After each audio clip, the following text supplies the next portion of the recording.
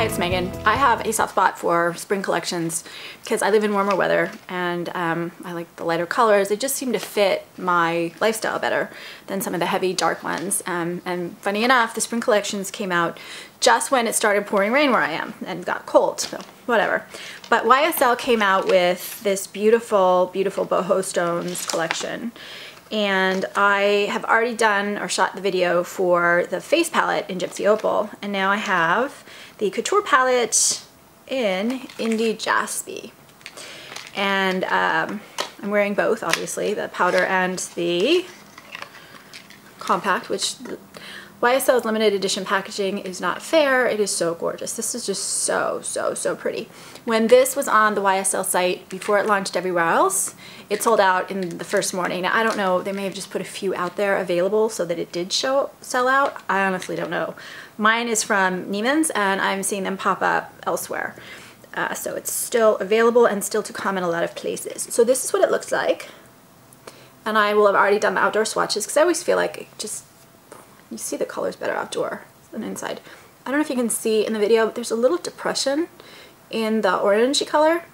And I don't know if that's just mine or if that's a flaw with the manufacturing. So I'll be curious to see if other people have the same problem. But basically what happens is I put my finger just to touch it and the whole thing just kind of caved. It didn't crack, but it did cave. So I have to be really careful with it.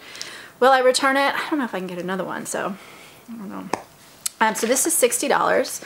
Someone commented on a beauty board that I'm on sometimes that they're going to stop buying these YSL Couture palettes unless they're in limited edition packaging, because sometimes when they do the limited editions, they put the new packaging on an existing version of the Couture palette, and that's not what they did with this collection. This is a totally new palette and very, very, very pretty in my opinion.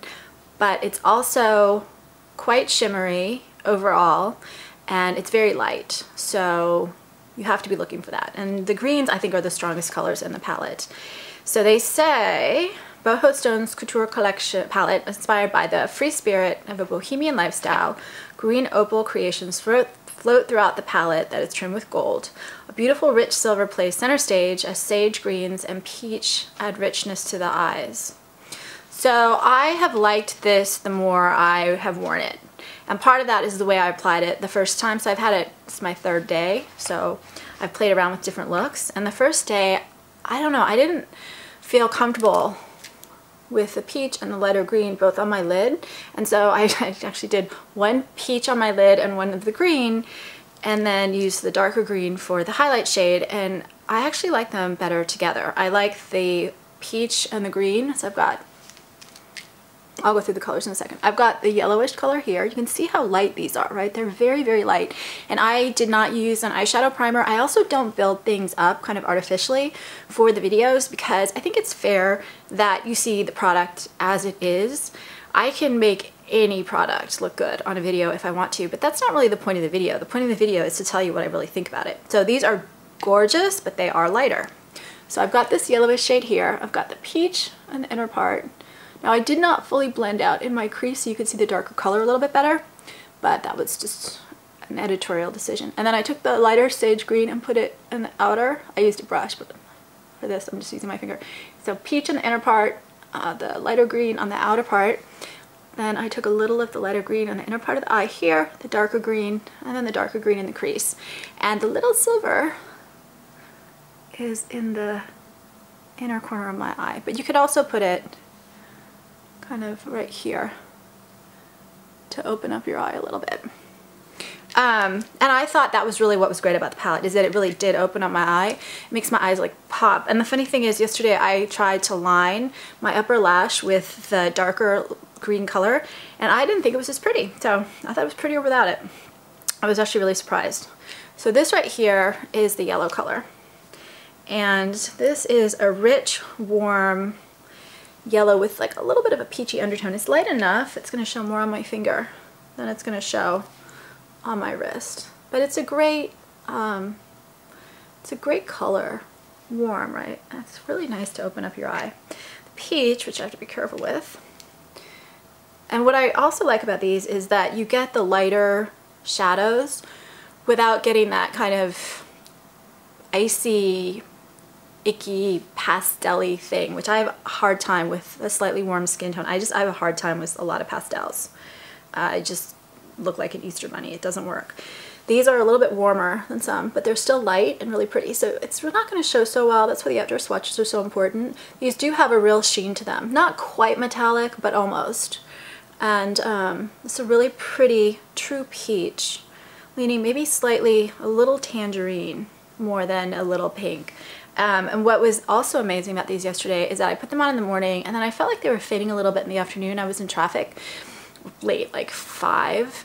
And I was looking in my rear view mirror and I'm like, wow, you know, these shadows are still so beautiful. No eyeshadow primer. It's just because they look so light that I felt like they were, I don't know, wearing a little bit less long than they really were. They were so pretty by the end of the day, and I put them on first thing in the morning. This right here is this green. So they call it Sage. So great. Again, it doesn't have that icy look. It almost has like a little yellowish tone, almost a little yellow duochrome actually as I'm moving it. I didn't notice that before. As I'm moving it inside, maybe it's inside lighting, but it's just a really pretty soft green. And I don't think these really are leaning super cool or super warm. The yellow is maybe a little bit warm. The peach is barely a little warm. The green is obviously just a touch little green, cool. I'm gonna do the silver before I do the darker one. The silver is very much, if you got the Metal Clash palette, it's very much like the gold in there. I have a soft spot for these types of shades. Some people absolutely hate them, but I absolutely love them. So I don't know if you can see, it's a really light, it has that look of like pigment in a base kind of a thing, like a pigment instead of a shadow. And it's super shimmery. You can actually see the shimmer in it, so it's almost like a metallic shadow base with little bits of shimmer in it, and it's somewhat sheer. So I really like the gold from the summer on my lid. I adore these types of shades for lining my eyes and for putting in the inner corner of my eyes. I just think they work so beautifully on my particular eyes, so but I love them. The next one is this darker, and I think it's supposed to still be a sage green, just a darker version. And so this has kind of a khaki olive, but it can be really smoky too, and this is definitely a warmer color for a green in my opinion because it has that khaki to it. And I want to blend that out a little bit. So if you see it, you can either build it up or you can really blend it out. And so because I used it, see what I mean? Because I used it as like a liner for the inner part of the eye, and then in the crease it's a little bit lighter. What I also wanted to show on this video is how similar, I'm going to take some more of this darker green.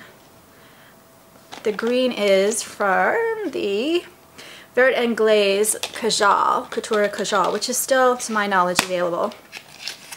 And I never got around to doing a video for this. I'm a huge Kajal fan, and I did a video for the blue, one of the blues, but I never got around to doing a video for this one.